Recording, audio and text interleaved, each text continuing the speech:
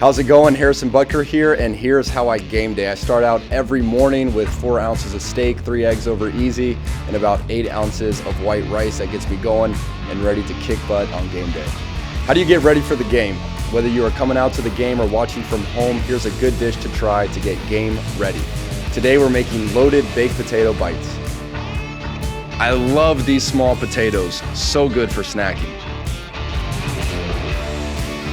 These babies will be crispy, cheesy, and loaded with bacon. Throw some salt and pepper on there. Now the cheese.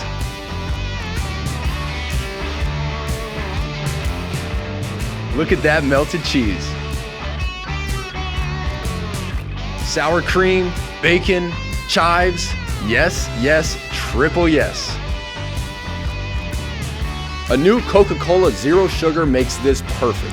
It's almost game day.